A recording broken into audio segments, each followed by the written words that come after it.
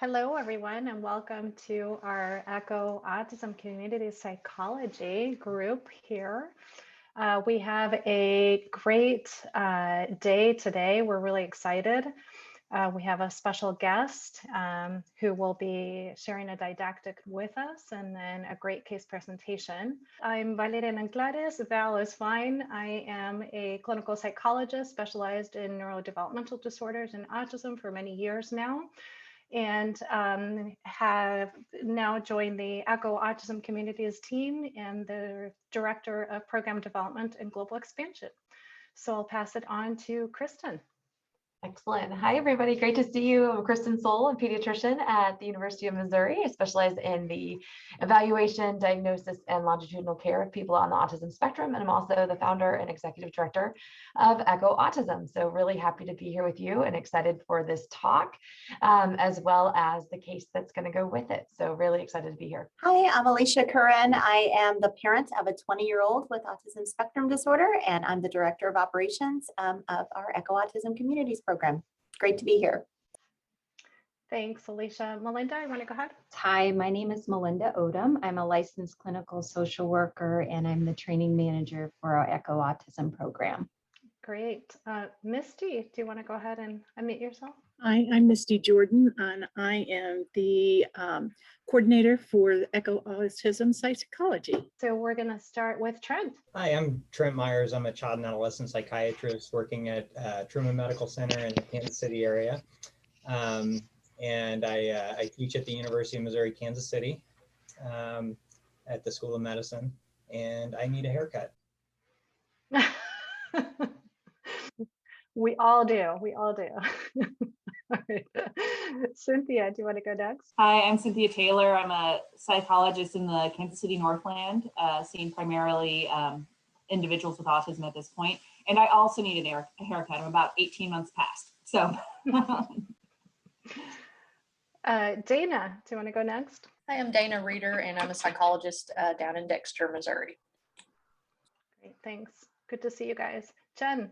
Hi, I'm Jen Blacksmith, psychologist in Kirksville, Missouri. Great. Susan. Hi, Susan Schumann, clinical psychologist in O'Fallon, Missouri at Family Life Counseling. Great. Jane. Hi there, everyone. I'm having trouble with my video, or I would have it on. I don't know why it's not working. I am the Assistant Director of Support Coordination with Abilities First down in Greene County. Great, welcome. All righty, so I'm going to introduce our guest today. We're really excited to have you. So Dr. Andrea Giedinghagen is an assistant professor of psychiatry at Washington University and St. Louis School of Medicine.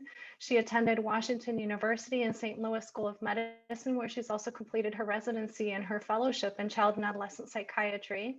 Dr. Giedinghagen's clinical interests include trauma-informed care, mindfulness and resilience, and affirming care for the LGBTQ+ individuals, including those on the autism spectrum. Her research interests include eating disorders, depression, and the effects of trauma and minority stress on the LGBTQ+ youth. So we're super excited to have you present today. I know this is a topic of interest to many of us on this call.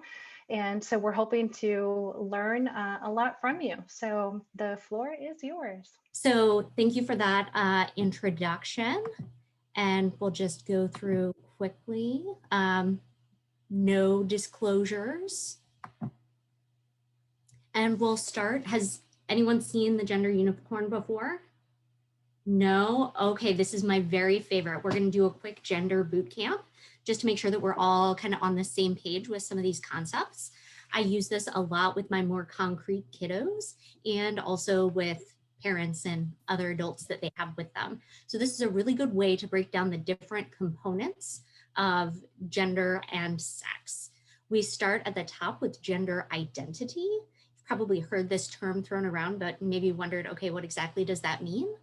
That's an internally felt sense of gender as I experience myself as male, female, as a woman, as a girl, as a boy. Gender expression is what you see externally, and that might not always fit exactly with what someone's gender identity is. And there are a couple of reasons for that. Unfortunately, for some of our kiddos, it's because it's not safe. There are other people who don't have access to the sort of things they would need to have their gender expression and gender identity match, whether that is access to clothing that feels affirming, makeup, or even having medical transition. Then sex assigned at birth is exactly what it sounds like. As soon as the baby's born, we look in the diaper area and we say, okay, congratulations, it's a boy or a girl. And that's separate from gender identity and can be separate from gender expression as well. Then last, just as a reminder, physical and emotional attraction, what we think of as sexual orientation, is another completely separate axis. So someone's gender identity doesn't tell you who they're attracted to necessarily.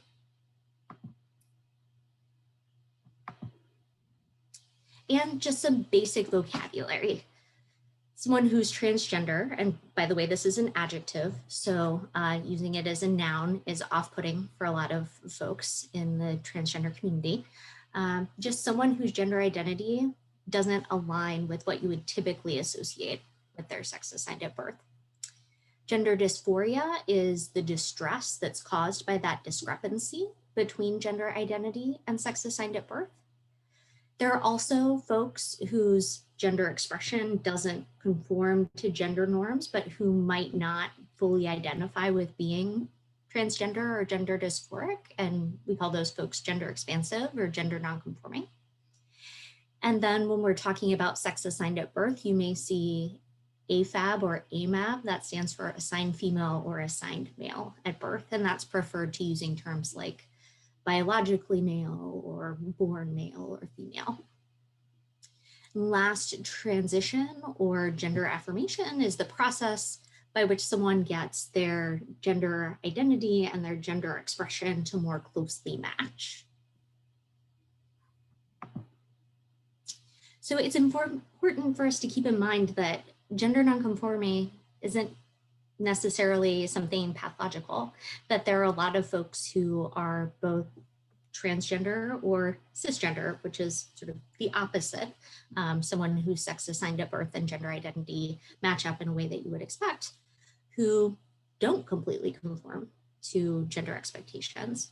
So once upon a time, right, we expected that people who were assigned male at birth would be kind of like the Duke, right? Super masculine, or we expected that people who were assigned female at birth would be at home, cooking, sewing, taking care of kids, that sort of thing. Now a man can go in and have a facial or get some manscaping done, and that doesn't necessarily bring into question his masculinity. At the same time, a woman, so this is Laura Richardson, the commanding general of the U.S. Armed Forces Command. She flies Black Hawk helicopters for a living, and no one really questions her femininity. So folks can be gender expansive or gender variant.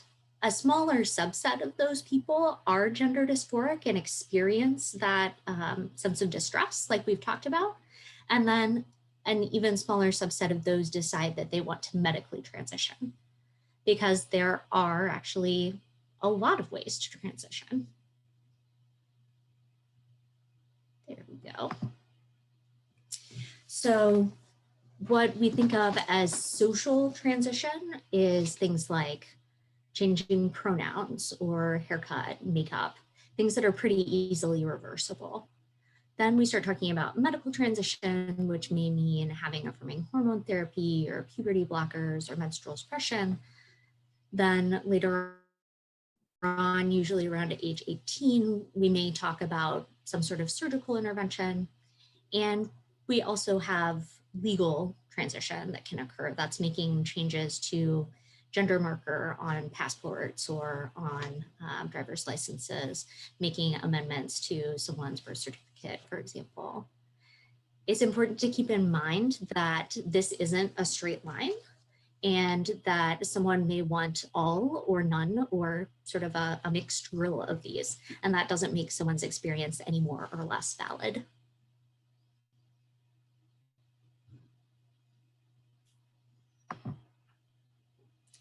So to bring our topic of gender exploration in line with our discussion of folks on the autism spectrum, we do know that there's increased incidence of gender diversity in folks with autism. So about 4 to, depending on the study you look at, up to 17 times more likely. There's a lot of debate about how and why, but the fact that there is this difference isn't really debated. The discussion about the how and the why has meant that there's also been a lot of controversy in some cases about how best to address gender dysphoria that these individuals experience.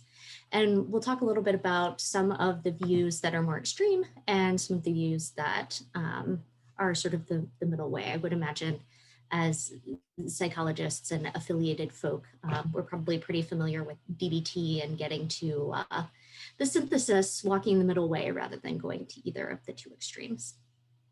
So one of the more extreme views is that the increased gender diversity in this group of people is really just a manifestation of some spectrum characteristics. So thinking that, okay, a really concrete assigned male at birth child might really like unicorns, really like pastels, and assume, oh, that must mean, therefore, that I am female. Or a particularly rigid assigned female at birth person might be attracted to girls and like wearing clothing that's more stereotypically masculine and assume, oh, this must mean that I'm male.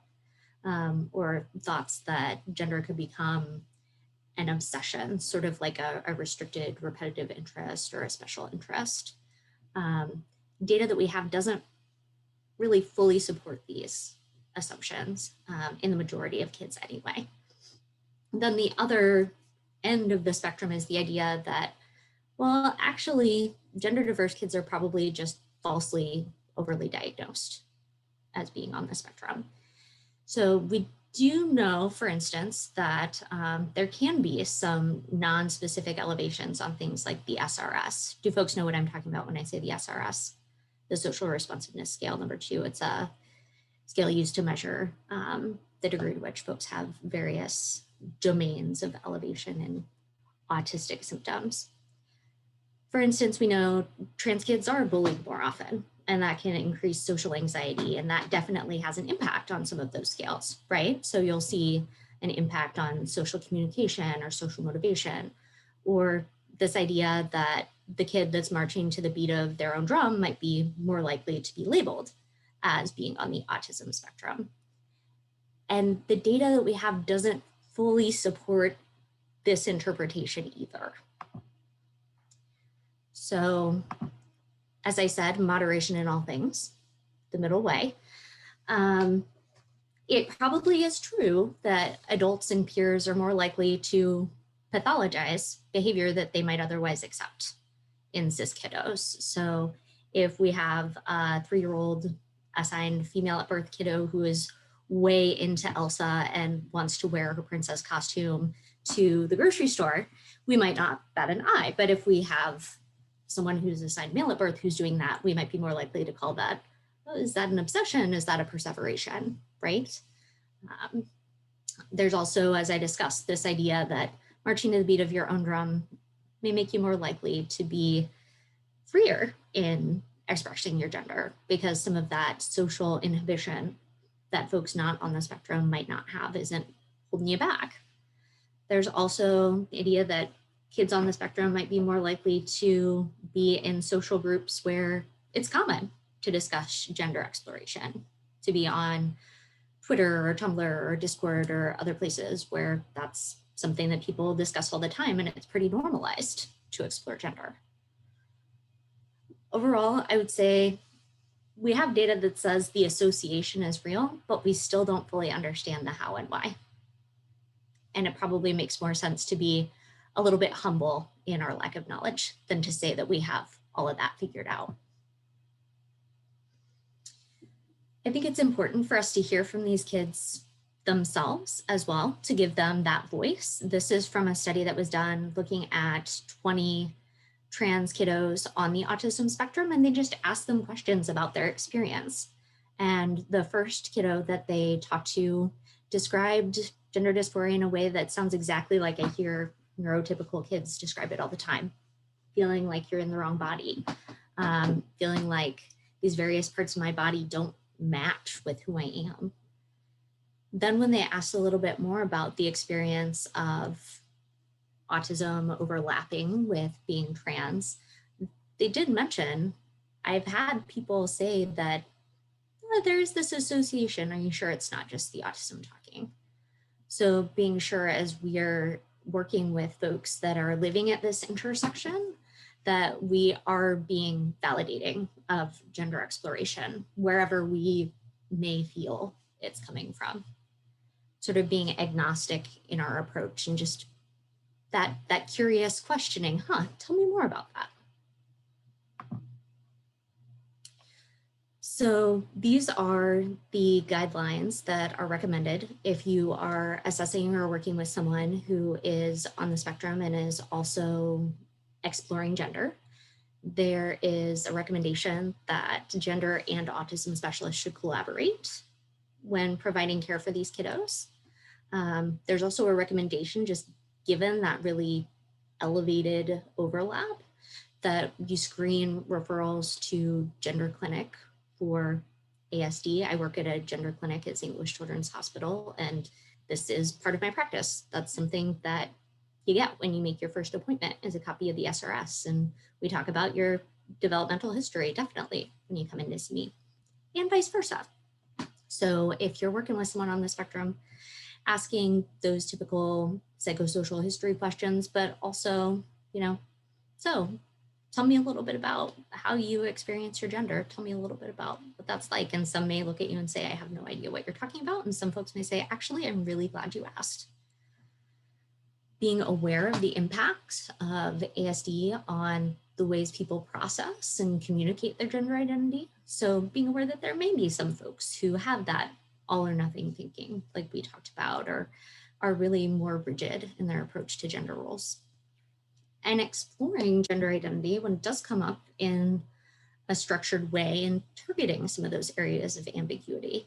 I've had conversations with folks where I've said, I understand that you really like dresses and you really like unicorns. Let's talk about the fact that people of any gender can like dresses and unicorns, and that's totally fine.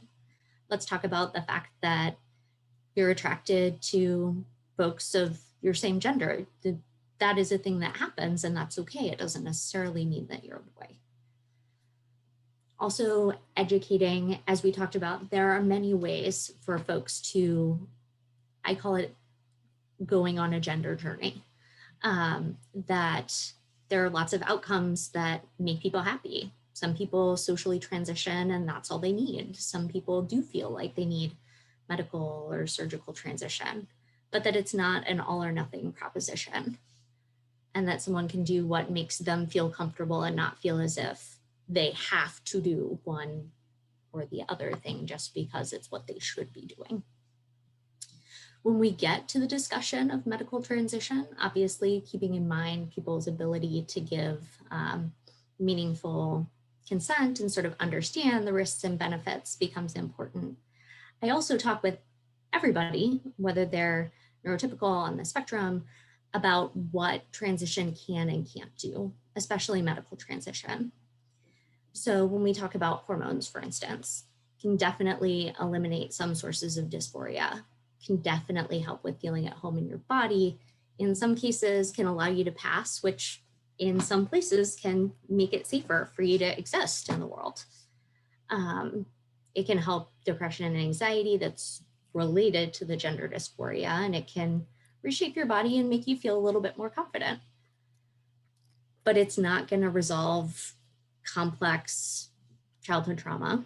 It's not going to treat all depression or anxiety. It's not going to repair relationships or provide a perfect supportive community if that's not something that's already there. Also can't make you into a totally new person. Sometimes people, both on the spectrum and off, have the idea that I'll transition and I will be a completely different human, and all of the things that were once problematic are going to go away. And we talk about, well, after your transition, you're still going to have your little sister getting on your nerves, and you're still going to have homework, right? Not everything is going to go away.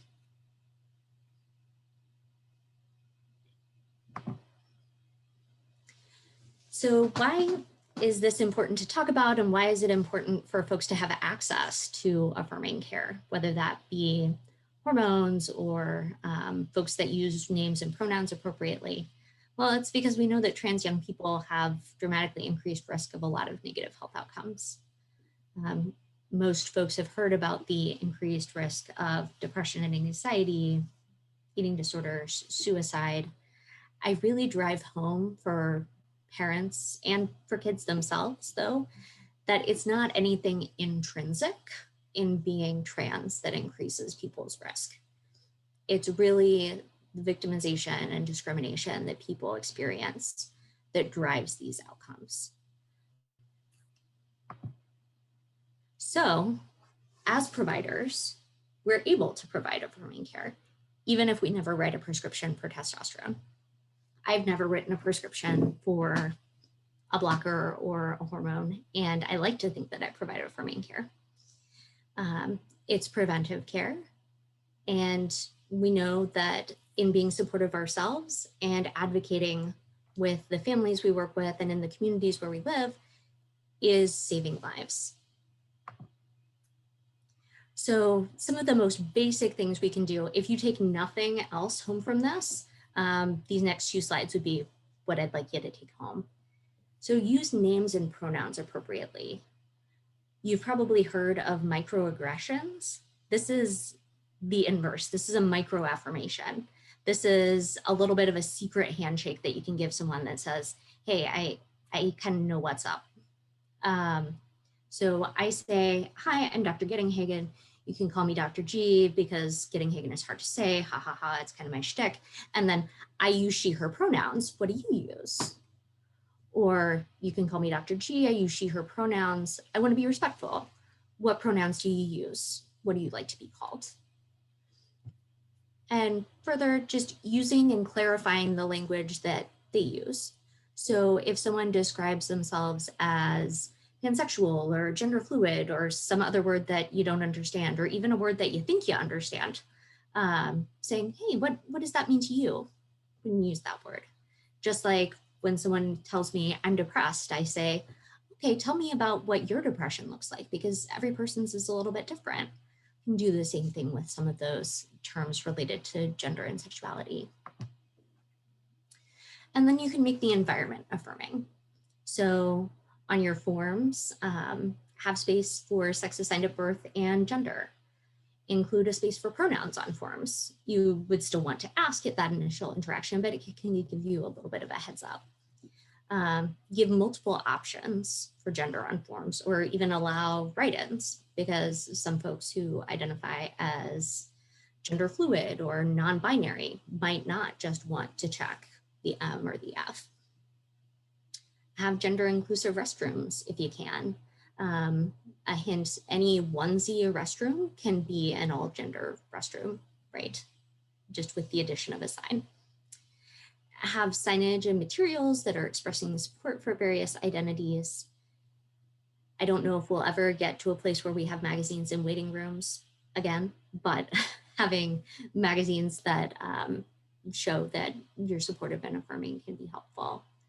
And last, if you're in a position to be writing non-discrimination statements, either for your organization or if you're an independent practitioner, including sexual orientation and gender identity can be a really powerful sign to folks that you support and respect them. And I have references.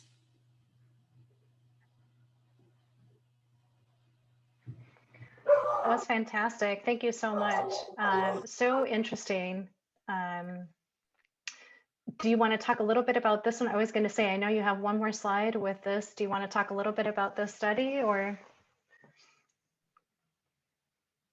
Oh, you're muted. So there you go. Muted myself because my dog was very upset that the mail is being delivered. So this is just looking at ways in which folks sometimes move over time. Like I said, going on that gender journey. This was more if folks had questions about that, I was sort of keeping it in my back pocket, but we don't have to talk about it. Okay, sounds good. Maybe we can open it up to questions if we can unshare the screen so we can all see each other. That might be easier. There we go. So I'm sure there are folks that have questions. This was fascinating. Thank you so much for presenting, and so clear. I feel like I learned so much, such a clear presentation. So I'm going to open it up to the group if folks want to. Go ahead, Cynthia. Yep. So I use the genderbread person, and I found that to be a really great, I always have it right behind me when I'm doing diagnostic interviews. But I love this unicorn. I've never seen it before, and it's going to come into my office for the little ones. I'm so excited. I have a question. So one of the things that I have really struggled with when I'm doing assessments with clients is the fact that so many of the forms on Q Global or the WPS, or, you know, they only are male, female. And I always find myself saying to my clients, hey, you're going to get a form. We have to assign a gender. And I actually am like, you know, statistically, we have some issues here. And, you know, I'm just wondering if there's what we can continue to do as psychologists to help change that, because it's really one of those things where I feel like I'm as much as I want to be validating to my clients, as soon as I send those forms, I feel like I'm automatically invalidating them. So I try to front load it with a little bit of support and explanation and apology. But yeah, anyway, that's it. It's something I continually worry about. Yeah, and unfortunately, for some of those forms, like the SRS that I give everyone, they have to fill in that little bubble, right? And so I agree with you, front loading it with, I am so sorry that you have to do this, right? But that this is where we are right now. The forms that you can change, though, there are some that if I'm just Xeroxing like a Vanderbilt, I will just white out and write in gender, draw a line so that they don't have to put in that information. But it is really hard for those that are normed specifically. And there's ongoing research into, okay, what norms make sense to use, right? Because we don't even know that. I'm sorry, one follow-up. Do we know if there are if anybody's gathering data? Because I've had in my a little over a year of having a practice, I've had 4 or 5 clients where I've done paperwork. So I almost want to, you know, if I could be feeding into some sort of data to help gather information on those that are gender fluid, gender non-binary, transgender. Does anybody know if there's a study going on in regard to gathering data to norm it with non-conforming populations? Yeah, I know that there is work going on at our clinic, and there is also a large group in Australia that is doing similar work. Yeah. And I think, you know, first of all, Andrea, this is Kristen. That was such a great presentation. I learned a lot as well. I think sometimes as a pediatrician, and then obviously my clinical practice is focused on serving people across the broader autism spectrum. I have patients who have questions about this, but then I also I do a lot with general pediatrics as well, and training residents and whatnot. That was a fantastic presentation. Helped me understand things a lot. So one of the things that I think kind of ties in a little bit to what Cynthia said, and then just in general, it's really, how do we help support parents and youth who are having questions in getting connected to experts? I heard you say that you're part of the gender clinic at WashU, which is great. I'm good friends with Sarah Garwood and some of the others. And so, right. And so I'm glad that there are teams there. But what do you suggest if we are working with an individual who has questions? Either what can we do to support them, or how would we connect them to a group like yours? Yeah, so we do accept referrals, and it's called the Children's Direct Line at St. Louis Children's Hospital. We're able to get folks connected with our clinic, but there are also groups. The one that I recommend most often for folks is Transparent. And Transparent is a group that's, as the name suggests, primarily for parents of trans or gender expansive kiddos. and they have meetings that are for the parents, and it can be really, really helpful for parents to be able to talk to someone and say, hey, so we're talking with the school counselor next week about Josh being able to use the boys' bathroom. What was navigating that experience like for you? There are also activities for the kids to just hang out and be kids with folks that are having similar experiences. Obviously, the pandemic has thrown a little bit of a wrench into those in-person meetings, as with so much, but connection with those sort of support groups are really important, I think. Thank you. That's helpful. That's great. What other questions do you all have for Andrea?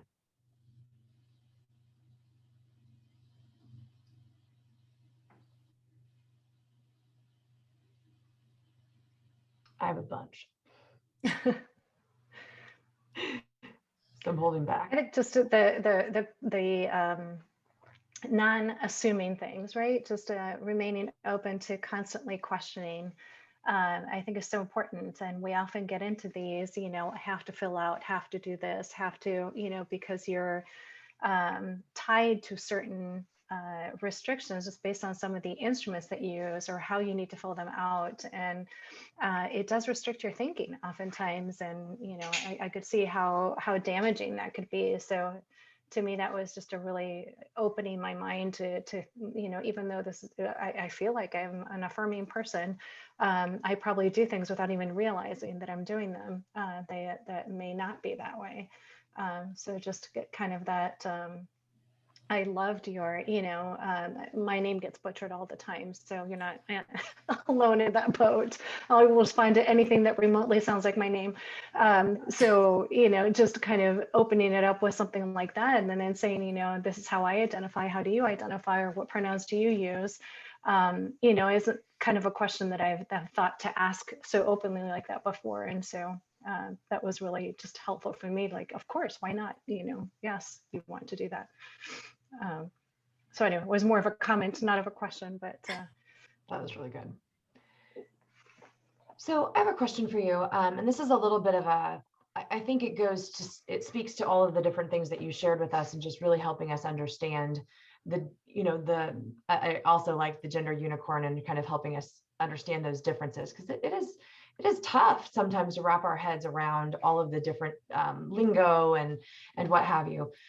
As you were speaking, I started thinking about all the times that I've helped parents understand their child's autism diagnosis and found a lot of similarities in some ways to, helping each other. That includes us here as we're listening, helping parents understand their child, the child understands society, things like that. So given the fact that there's a lot of controversy right now around transgender, the topic just in general, right? And so thinking about here in our state, here in our bordering states in Arkansas and other places, and just so you know, because I know this is your first time joining us here on Echo Autism, and hopefully you'll come back. But we don't get super political, so this is not intended to drive a political conversation, but it is intended to help us as clinicians think about how do we support our communities and support kind of humans, if you will, in navigating sometimes these very challenging and often very politically charged situations. And so, to be honest, I think we see it all over the place, even in the controversy around, is it a person with autism, or is it autistic? Is it neurodiverse, or is it, is it, does this person have a spectrum condition or a disorder? Yeah. Correct. Right. Exactly. Like all of these different things. Right. And so by virtue of sometimes our word choices, and I loved your micro affirmations. That was brilliant. Yes. And I'm sure y'all use that all the time, but that wasn't something I had heard it framed before. And so that really resonated with me. So thank you for that. But so help us think about that. We spend a lot of time here talking about that in the space of disabilities or all abilities, but how do we also broaden our mindset to include this in that conceptualization as well? Yeah, and I think that it's very similar actually in a lot of ways. the thing that I really think most about is, as my kiddos are talking to me, the vast majority of who I see is under 18, so I just call them kiddos. That there is an element of just that very basic human need to be heard, and that the phrase sort of "nothing about us without us," making sure that even as we know, okay, I have trained extensively in this, this is something that, you know, I do all day, every day, that we remain open in that way that Val mentioned, to hearing what they have to say and to affirming, even if someone's journey isn't necessarily ending up in a way that makes total sense to us or that fits into that narrative that we've kind of built, that we're open to walking with them on that journey and through that experience. Love that. Very powerful. Thank you. Yeah, I like that. And I agree exactly kind of how we landed here in our spaces around echo autism, and really trying to integrate the lived experience and the voice. Nothing we do is without a person with a lived experience, either a parent, a caregiver, or a person with autism, alongside us. And I often say how much I've learned about myself as a human, myself as a professional, and then grown together in that way. And so I wanted to reach out to Alicia and see if specifically if she had any additional questions that she wanted to ask. Yeah, thank you so much for your presentation. I learned so much, and this is really, really helpful. And, a journey with autism is difficult enough as a mother, as my autistic friends, can be difficult. So just this added layer of another thing that can be very difficult. It's good to see that people are advocating to make the journey easier, for sure. I think I would be interested in to know, like Dr. Soule said, that lived experience is so valuable, and that expertise that in our space, people with autism, or those autistic people, or the parents bring to the table. What initiatives are, do you do in your practice, or maybe other clinicians do, to bring that expertise to the table for your patients? So oftentimes, for example, Echo Autism Family Advocates that we run, it's not a bunch of social workers trying to get them connected to resources, which is a great thing, but we actually have empowered parents to talk to other parents. So that peer mentoring model. Are there any things available like that in this space as well? Yeah, and that's fantastic. That is an excellent program. Glad to hear about that. We do have, like I said, the transparent that we frequently refer folks to.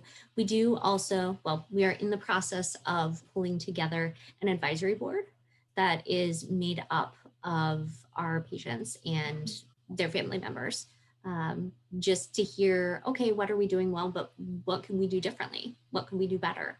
Because there's always room to grow, right?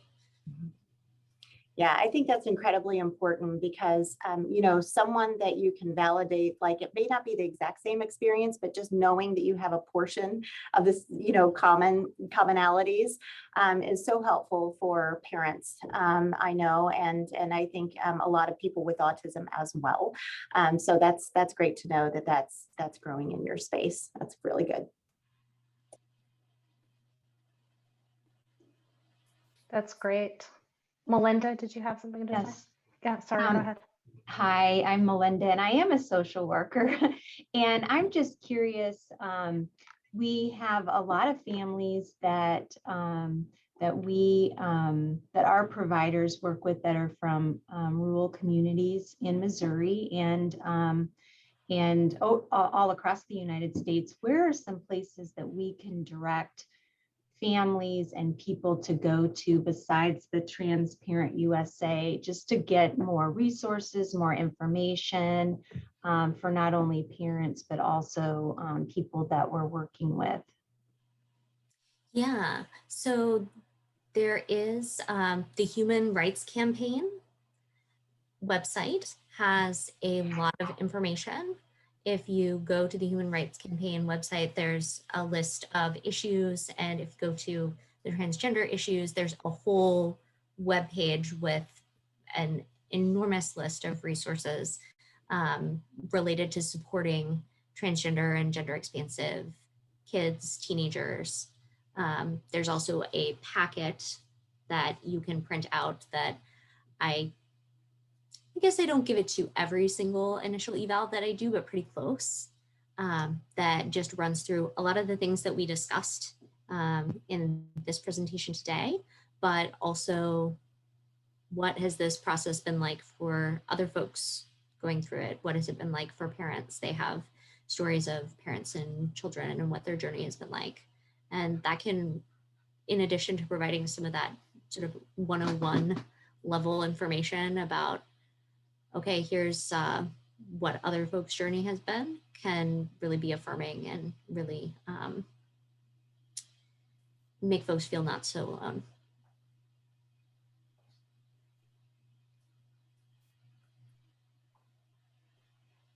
Great, thank you so much. I think that'll be really helpful because not everybody has access to somebody like you and the place where you work. So it'll be great that we can share that information with people to access in their own community, in their own home.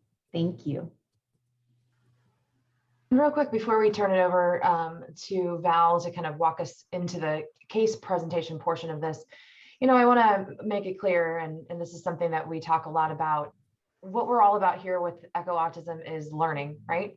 And I know that all of us come from different backgrounds, different aspects of our work, different, you know, again, different geographies. And so certainly we may be very well having strong feelings right now about a topic that we might not know much about. And I know I just learned a lot, and I'm thankful for learning a lot more than I knew 30 minutes ago.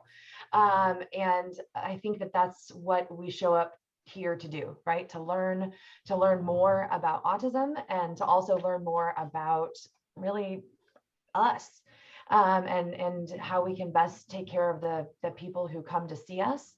And so this has really been an important topic. And I think, you know, as we continue to learn together and as we continue to grow as professionals and also, you know, again, citizens, right, of the world, we get a chance to just better understand this. This is something that I really have grappled with over the years as a pediatrician. And as I learn more from the experts like Andrea and also friends of mine who are experts in this as well, it helps me. It helps me grow. It helps me understand. It helps me try to put pieces together. And I really just think it's great that we're here and we're engaged and we're learning, and definitely appreciate so much that you taught us today. So Andrea, that was really awesome. Thank you. Thank you for that.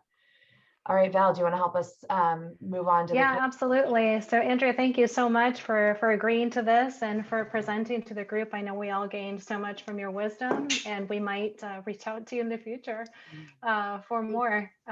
So thank you so much. Bye-bye. Bye-bye. Thanks. Bye. All right, after that fantastic presentation, I know we had a couple of people sign on while we were in the presentation, so I'll have them introduce themselves real quick. And then Cynthia, I believe, right? Cynthia, yep, is going to be presenting her case today. So Rachel, I signed on.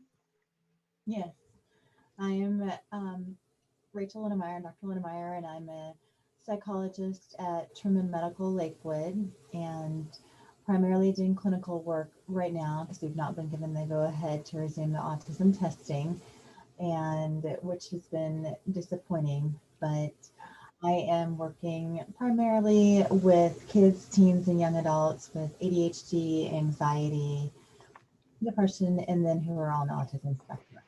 So, and I'm going to have to at about 1 turn my camera off, so keep this on, but I may have to be muted because I have to take part in an interview. for it's here on site, but I want to still be able to hear the rest of, Cynthia's, because I know that it usually goes to about 1:15, 1:20. So thank you, and I apologize for logging on late. That's all right. We're glad you're here, Rachel. Thanks. And Bill, right?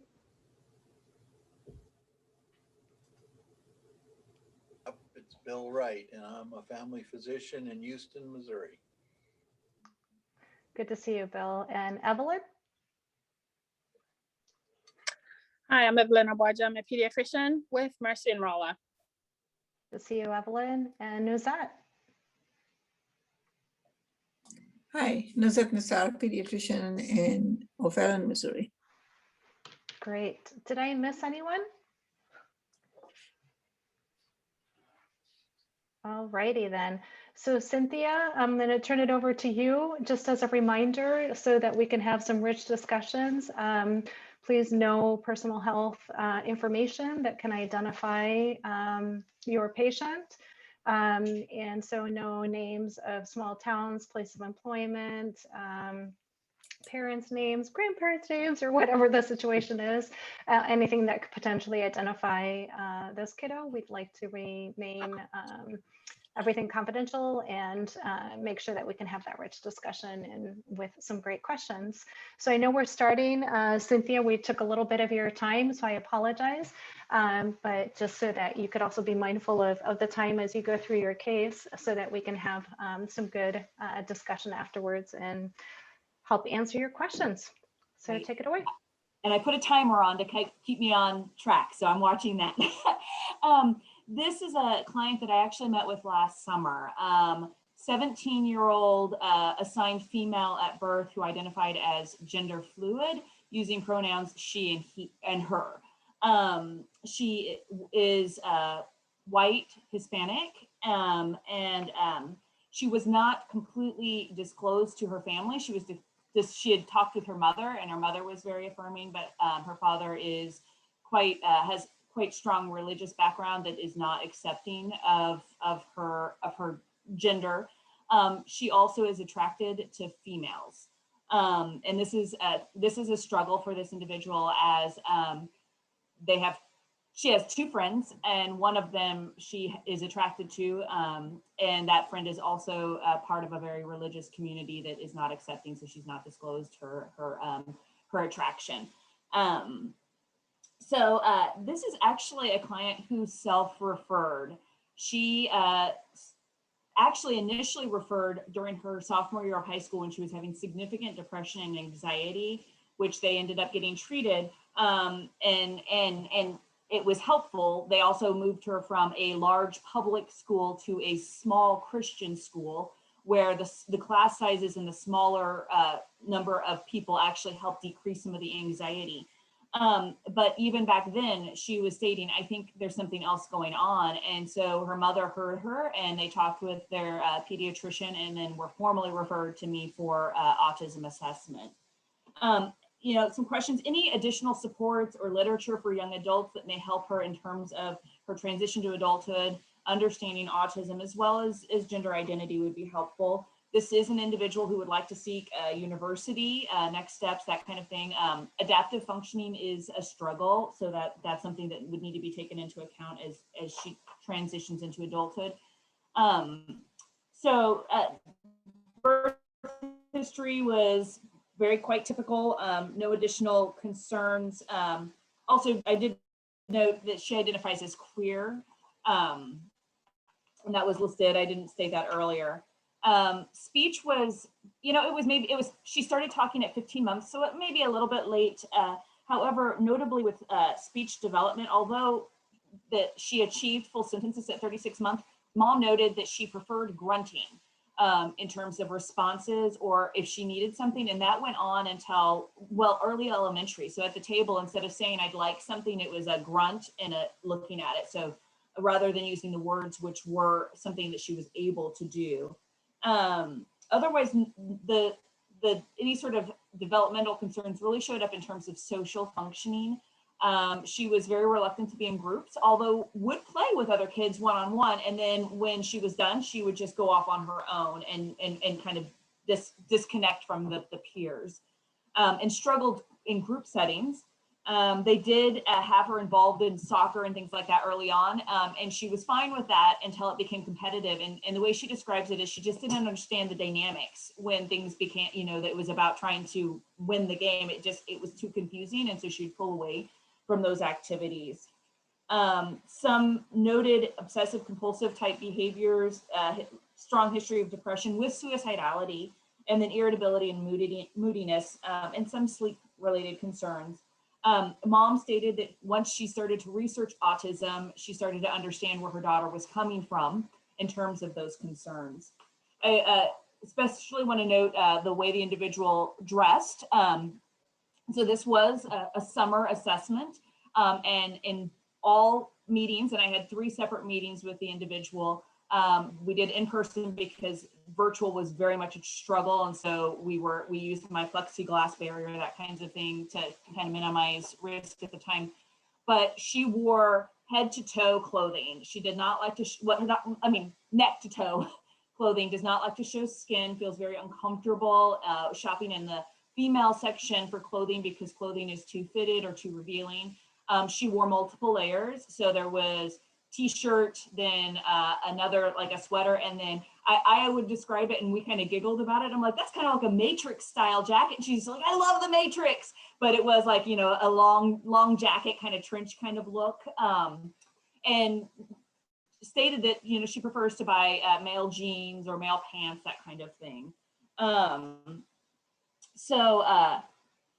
Just generally a quiet individual, always really avoidant of having those friends, and really struggles with anything that's not in person either. Can do texting, but can't do phone calls. Mom stated one of her biggest concerns is, you know, how does this individual move into adulthood, because she can't order a pizza.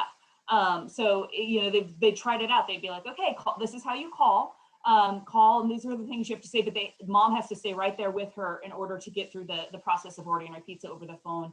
And she's very avoidant and virtual school was incredibly problematic. She said she just couldn't follow and understand people when she was looking at them through the screen. And with friends, one friend she describes as having comfortable silence. They like to get together and draw, and that is a female friend that she does really well with. And then there's the other friend, which she is attracted to, who's much more outgoing, loves to do phone calls, always wants to go out and do things. And although she's reluctant to join, she does, somewhat because she has the attraction there, but also because she keeps thinking that maybe it'll help her develop some skills. And then when I asked her to describe what is a friend, they're nice to me and they say they like me and I like them. And that was about the depth. Even in the ADOS interview, that was about as far as we could go in terms of that. So she does have a history of constipation that started in toddlerhood, and it's an off and on condition that she experiences. She was taking Prozac when there was the episode of depression with suicidality. Notably, she does continue to experience less specific suicidality, at times wanting to disappear. But she says she doesn't want to die or take action on that. And so at the time there was still evidence of depression. And it was most specifically during the sophomore year. And she stated there were too many people and it was too confusing. And it was a very, very large high school that she was going to. And so the depression really started freshman year, elevated to very clinical during the sophomore year. And it was halfway through the sophomore year that they transitioned to school.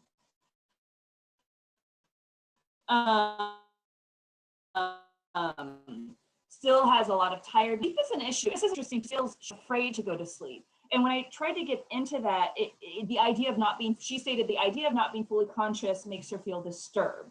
Now she will go to sleep. Sleep is often delayed, but if she wakes up, she's often just awake for the rest of the night.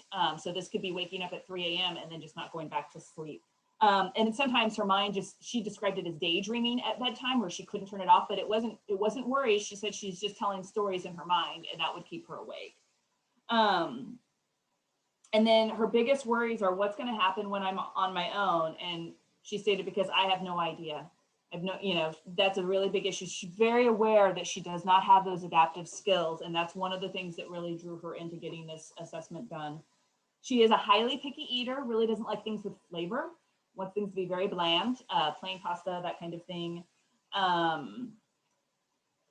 Is very tired in the mornings, sometimes because she doesn't go to sleep till quite late. And then I think I pasted something twice in 2 places. No reported history of trauma. Lives with father and mother, and then she has an older brother who's 18 months older. She's quite close to him. They like to play music together, and they like to kind of tell character stories and develop them, and then she draws the characters, and they play video games. And she's kind of happy to have him out of the house because it's quieter, because he is a musician, and she didn't, even though she's a musician as well, she would kind of get annoyed that he was playing music in the house.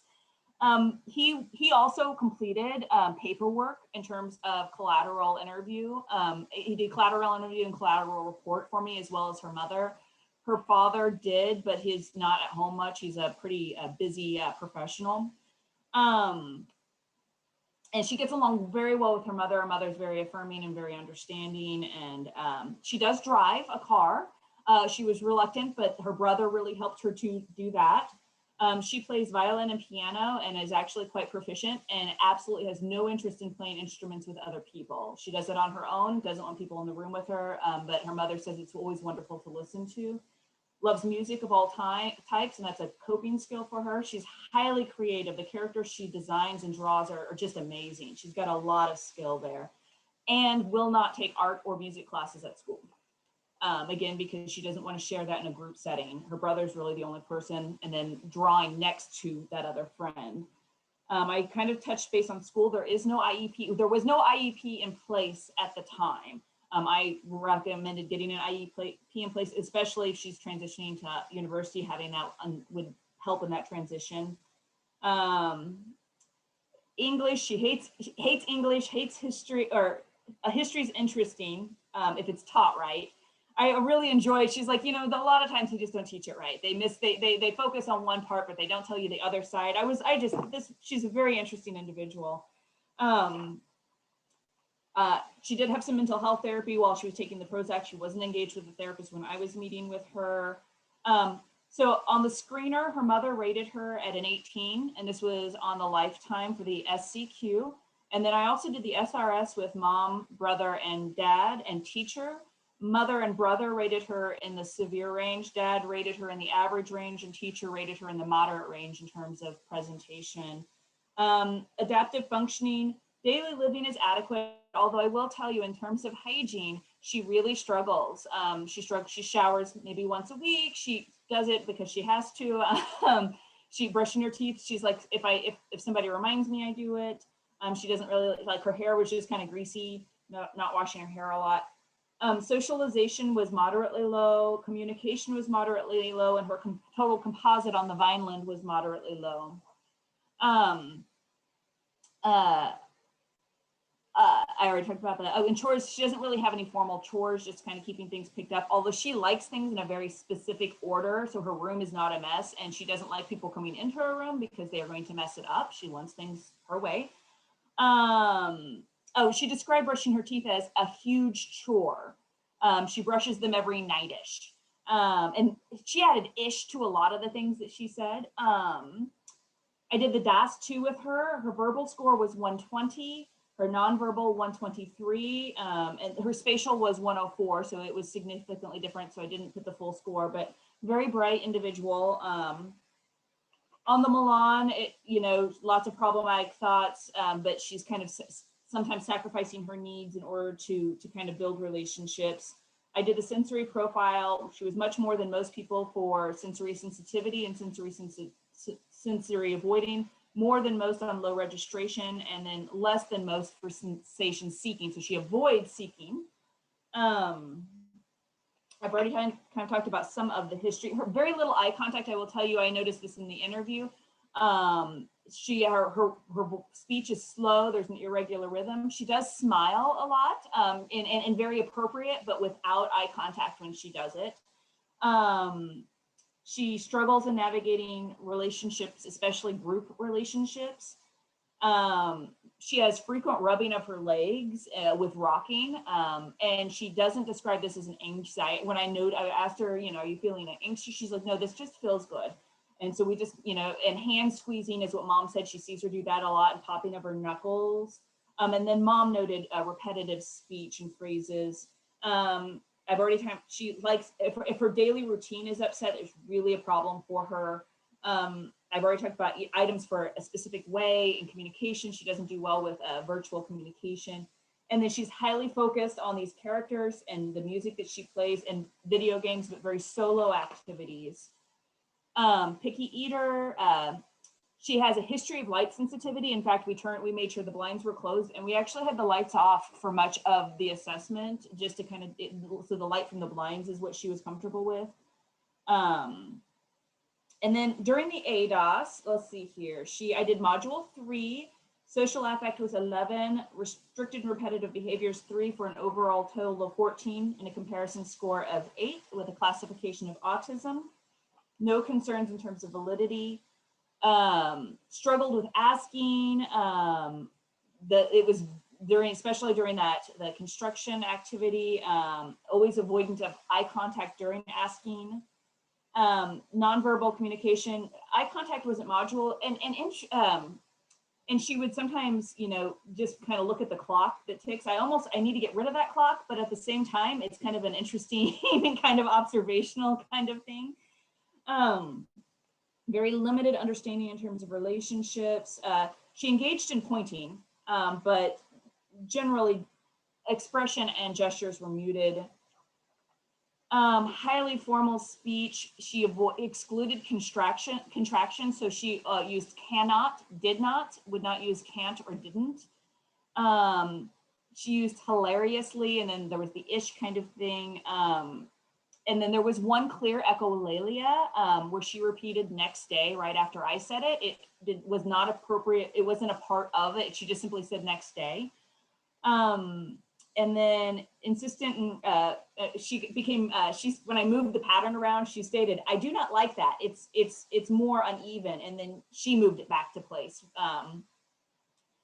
Fixated interest. She brought up the topic of movies and space more often than would be expected for our social encounter.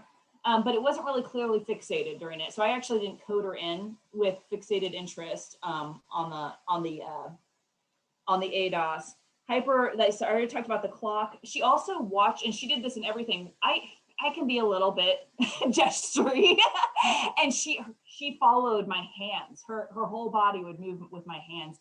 I actually at one point decided to kind of tell a really big story just to see if it would keep going. And I stopped because I started to think about how dizzy I would get kind of following the hands. So, and then the spin top with the marker, she stated, oh my God, it's writing, and then just watched it. She was very into that. And it was a very big response, which was so much outside of the typical presentation for her. When she saw that top, it was this really big excitement that I hadn't seen in her. I did go with a diagnosis of autism spectrum requiring substantial support for both social communication and restrictive and repetitive behaviors. She's highly creative and has a high cognitive ability. She's got awareness of her need, and she self-advocated for this assessment, which I think is actually a really strong thing to look at in terms of her ability to kind of move forward and understand what her challenges and her strengths. She has a very strong relationship with her mother and her brother, and I think she seemed to be kind of okay that dad isn't a part of it. And she was kind of, he just doesn't need to know, and was okay with that. I think there may be more to that, but where she is right now. And I think that her struggle to be able to disclose to this friend that she has a attraction to or crush with, and kind of navigating the religious aspects of her culture and her family. She's still presenting with ongoing depression. Anxiety is there, but I think it's less prominent than the depression. And then her low level of adaptive ability is a concern in terms of moving in towards adulthood. So I won't get into the recommendations. I want to make sure I leave time for questions and comments, that kind of thing. So I will stop talking now and answer questions. That was awesome, Cynthia, as usual. And I love the fact that we have a case that goes together with our didactic. and what was presented. It just, it's interesting as you were presenting the case, all the things that I was thinking about that we learned earlier were still percolating in my mind. So it's awesome when those two worlds collide like that. So I'm just going to do a very brief, because we're so close to running out of time. I want to make sure that we have some opportunity for questions and recommendations. So I'll just do a very brief recap that it's a 17-year-old assigned female at birth, and that self-identifies as gender fluid and queer. This has been kind of a challenge at home because of some cultural and religious beliefs. And so this is something that she is struggling with in terms of family dynamics, in addition to some friend dynamics, and who might have some similar challenges in terms of culture and religious backgrounds within the family. She didn't seem to have any glaring differences in terms of her developmental milestones and acquisition of skills. Although mom did note some just kind of different behaviors early on in terms of how she communicated and how she chose to communicate. So that's was interesting as well, just in terms of her early developmental history. She's had some anxiety and depression, some suicidality in the past, but it seems like now the depression is a little bit less severe and maybe not actively suicidal, although there's some question there in terms of her depression.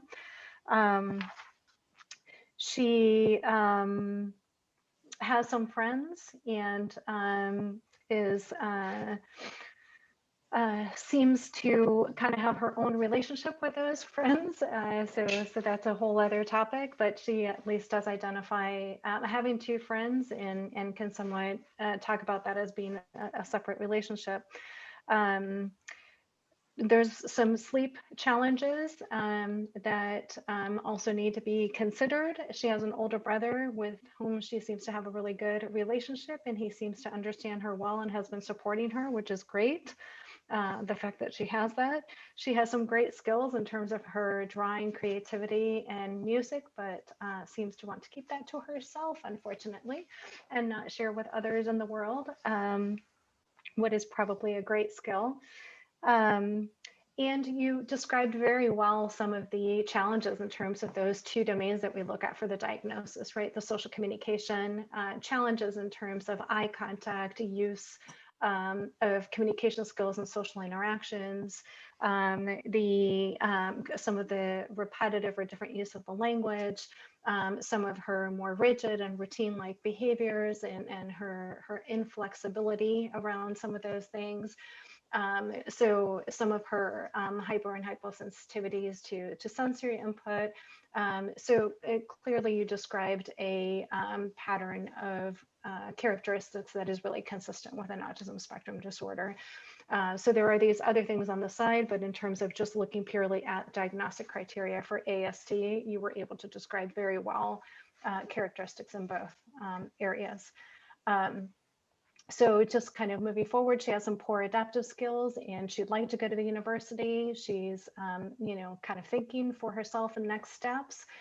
So you're really wanting us to help her figure out those next steps and resources. Does that kind of sum up a little bit? Yep. Yeah. Okay, great. So let me open it up then for some questions and see what questions folks have.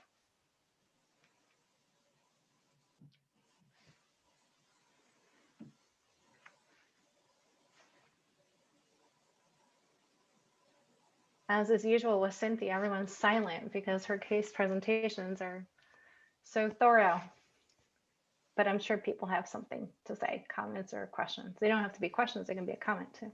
This isn't a question, I have to hop off here in a second, but have you gotten an update at all on her? I'm just curious if you've had any follow-up. The last interaction I had with the family was a few months ago, and that was just that they were moving forward with the Kansas City regional office, and just mom reached out to me just to kind of give me that update that they were making progress with that. Okay. So I'm actually kind of curious if she's applying for universities right now. I did mention, one of the big recommendations I had was contact and talk with the Office of Disability or ask, because there are universities that have a lot of support, even specific to individuals with autism. So I'm kind of curious. Yeah, I would be too. Yeah. Thank you. Thanks. Anyone else? Any questions or comments?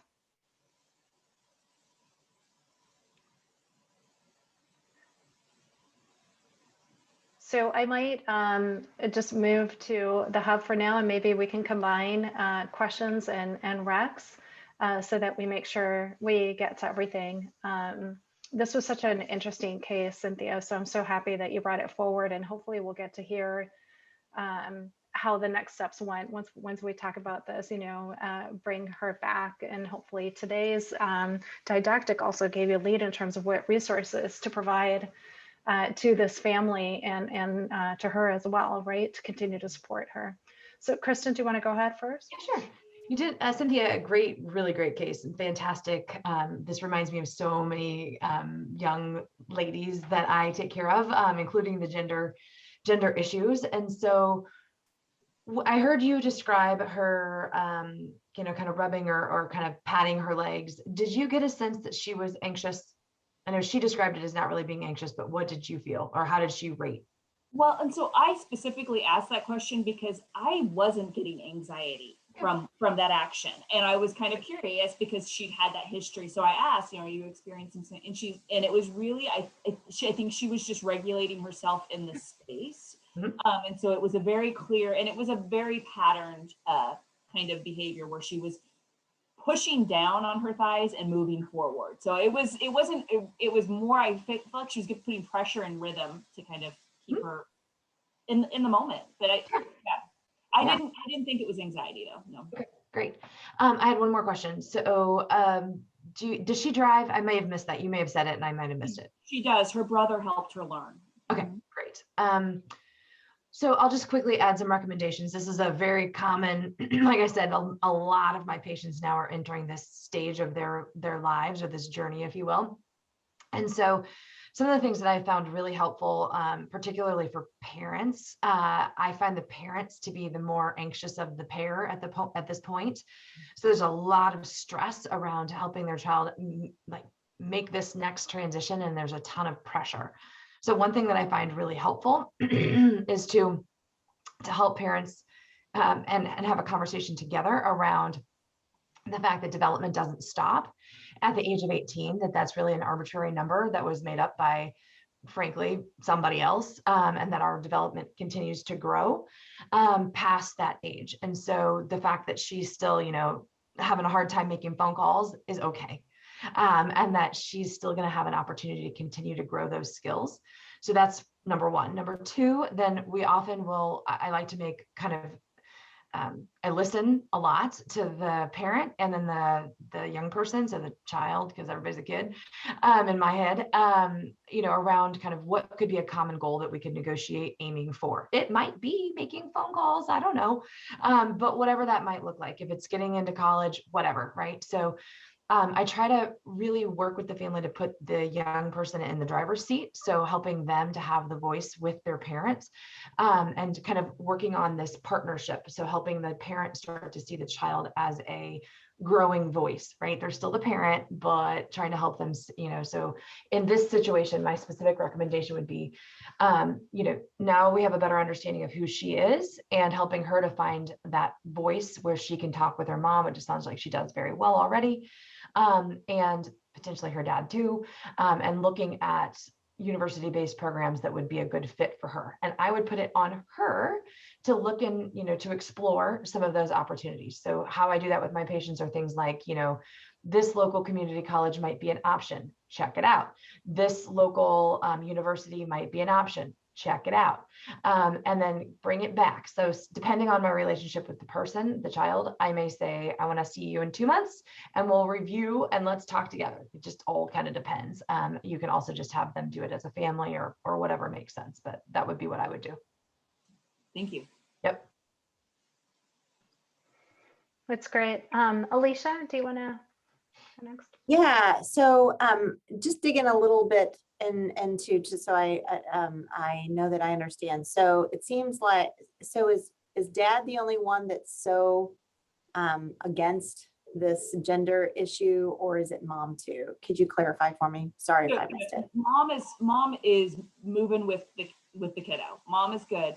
Dad is unaware, and mom has respected the client's need for dad not to be aware. So it's not that we know for sure that he'd be uncomfortable. She knows based on comments he's made about it, based on his cultural view, that kind of thing, that he's probably not going to be okay with it. So that's kind of where she's coming from. And yeah. Yeah. So, you know, I have had families that have dealt with this before, this issue, whether they have autism or non-autism. And one thing that I like to think about it, I don't know if this would be helpful to the family, but there's a lot of things that we don't want our children to do or our children to have. You know, I didn't want my kids to have a seizure disorder. I didn't know anything about it. There's nothing I could do. However, I knew that seizure disorder put them at a disadvantage in many ways of trying to get them controlled. Then the medicine made Elizabeth forget a bunch of stuff, and then she was scared half to death she would get Stevens-Johnson's because she was on Lamictal.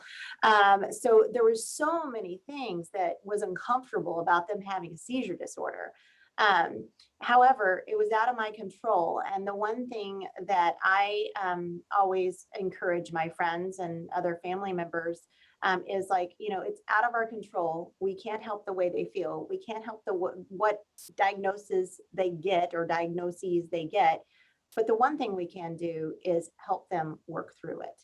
And I think that has been, I've had another situation with another family member that I've really had to come to that. You know, you just have to work through. You may not agree, or your belief system may be different, but they're a person and you love them. And that is exactly the point. And so, we have to just be flexible, because this little gal just didn't wake up one day and say, meh, I think I'll be queer today. I mean, it's probably not that, right? And so whatever our kids go through, parenting's hard. Parenting teenagers, oh my Lord, if there's a book, a module, a video, anything that can help any parent out in the teenage years, let me know, because it's tough. But the one thing we know is unconditional love is really important. And if this family has that culture of religions, unconditional love's pretty important value. And I think, so I hope that's helpful, maybe not, but it's been helpful to me and the conversations that I've had with other families. So I love the brother connection, by the way, that's fantastic. And since she has high intelligence, she's looking for a university that is going to not give her just the certificate. It's going to give her, she wants the whole program, correct? Yeah. Okay. I have a list. A list that I made a few months ago when somebody else reached out to me, and I scoured my email and can't find it quickly, but I will find it for you for all the ones in Missouri that I investigated. So I will definitely get that to you. Excellent. And I will definitely be handing that out. I've got several clients I'll reach out to. So. Bet. Great job, Cynthia. Thank you. That's awesome. Thanks, Alicia. Melinda? Hi, Cynthia. I'm not sure if I have too many questions, but you did share that the family, or you're looking for resources to assist with that transition to adulthood. What are they connected to? I saw on your form that they, at this point in time, don't have any services or supports. At the time that I completed the report, which is what I based this off of, they didn't. I gave them the whole person and Asan, Autism Speaks, and then just really trying to get hooked up with that IEP so that would help support that transition to university as well. And then Kansas City Regional Office. And I know that they were moving forward with that when I spoke with them on the phone. Oh, okay. That's great. And one thing they could consider too is even the 504 plan. If Can you tell me, is she a senior or a junior? Now she's a senior. She had just Okay. completed her junior year. And I will say what I didn't mention in here is she's got a high cognitive ability. Her grades do not reflect that. Mm-hmm. A lot of stressors in the learner, they're not bad grades, but they're Mm-hmm. not reflective of probably where the ability is. And part of that's because of disinterest, and others it's because just not wanting to ask questions or actually just kind of tuning everything out too. Okay. So schools, they're again not bad grades, but definitely some problems in terms of meeting her ability. Okay, so she may even need to explore a stepping stone before the university too, in opening her mind to even exploring community college as a step towards that next step. But I think you've connected them with some great things. If the family, I would highly suggest that they explore vocational rehabilitation. That is not necessarily, she wouldn't necessarily have to be getting a job at this time, but they can also assist in the area of college as long as she has a goal of future employment. And there are sometimes resources available to help with college financially too. There are so many resources, and I will put them in my recommendations, but there's everything from Missouri Parents Act does have transition to adulthood resources. They actually have a program called the Stellar Project, and it's supporting transition to engaged lives by linking to agency services. So definitely impact for those transition resources, Voc Rehab. We've got the regional office, and then contacting the college disability offices to just see, is she ready for that? Or and having her explore that and just see what supports are available. desi.mo.gov has a transition toolkit that I think would be really helpful for her and the parents to just see what is available as far as services go for her to transition from high school to college. So I will put those in my recs, and I think that's all I have. Thanks. I will say she and I had a little giggle because I know she wants to continue with the writing and the characters, and I said, well, you might have to take a few art classes to get that degree. I giggled with her a little bit about, and you might have to pass some classes you're not interested in, because I think she's perfectly capable of passing courses, but it's just a lack of interest, and so then there's not engagement. So I don't think there's an underlying learning disorder with in this case. I really think it's not my topic. Yeah. So we had a giggle about it, but I think that she needs to have a relationship in order to kind of have somebody who can work with her on that. She's somebody I would have loved if I was still doing therapy. I think that she and I would have had a relationship to be able to I could confront that, but I don't have that time in my schedule right now. So yeah. And I think that's sometimes why a local community college is great, to test the waters on taking some of those classes you don't want to take, and then before you jump into the university too. So. All righty. I know I have like less than 2 minutes left, so I'm going to make my question and Rex as brief as possible, which is a lot to say about me, because I can never do that quickly. So one question that I had was, do you have a sense, and maybe you said this and I missed it, so I apologize. Do you have a sense for when kind of the anxiety and depression issues started for her? And did this at all coincide with when she was realizing anything different about her gender or sexuality? When I tried to explore that a little bit, it's apparent that it became clinical around freshman year, and it was present before that, but it seems to have started around middle school. So I think it coincided with the really big increase in social demand that happens with middle school and adolescence, and with that, the gender-based stuff, her responses were very specific and not a lot of information in terms of beyond that. But I suspect it had a little bit to do with all of that, if I were to conceptualize. Yeah. And I wish I'd had more. Well, certainly, I mean, So, as we know, the comorbidity for anxiety and depression in ASD without any of the gender identity or sexuality issues is already pretty significant, in particular in higher functioning and in girls like her. So there's all these, you know, and that go along with that. But I was just curious, you know, making sure also that it's something that's paid attention to, you know, with the folks that she's working with around, you know, if she's continuing to get support, which I hope she is for her anxiety and depression, that all of this is taken into consideration as part of that kind of whole package for her, right? And making sure that it's not missed or it's not brushed aside, or that it's assumed that it's just about that, when it could very well be just kind of the social demands exceeding her abilities, and what she's responding to is that, and nothing to do with any of the gender identity issues, right? So just kind of that it's considered as part of the mix. The other question I had, and maybe it's kind of question or more statement, we also know that one of the things that interferes the most and the gap that widens the most in terms of when we see higher functioning, you know, higher functioning, quote unquote, right? Because she's showing strong cognitive skills, but not functioning at the level that she should based on her cognitive abilities. So this gap that we see in terms of adaptive functioning is, you know, today in the literature, if you look at it, it's the one reason why many adults, despite having the ability, despite having the cognitive ability and the language ability, are still not able to live independently.